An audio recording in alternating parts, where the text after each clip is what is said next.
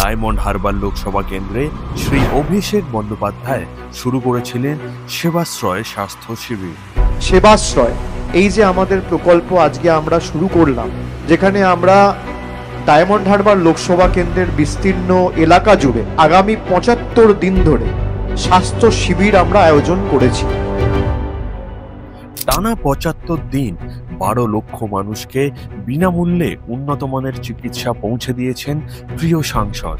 সকলের সুস্বাস্থ্যের অঙ্গীকার নিয়ে সেবাশ্রয় অচিরেই সারা দেশের কাছে মডেল হয়ে ওঠে।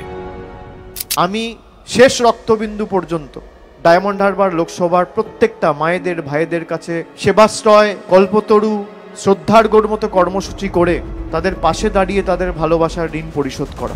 ১ ডিসেম্বর ২০২৫ থেকে শুরু হচ্ছে সেবাশ্রয়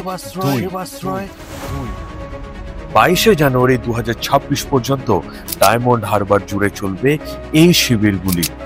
২৪ জানুয়ারি ২০২৬ থেকে ৩০ জানুয়ারি ২০২৬ পর্যন্ত ডায়মন্ড হারবার লোকসভা কেন্দ্রের সমস্ত বিধানসভা জুড়ে চলবে মেগা ক্যাম্প। সকাল ৯টা থেকে বিকেল ৫টা পর্যন্ত চালু থাকবে প্রতিটি শিবির। সকলের সুস্বাস্থ্যের অঙ্গীকার নিয়ে ১ ডিসেম্বর ২০২৫ থেকে শুরু হচ্ছে সেবাশ্রয় ২।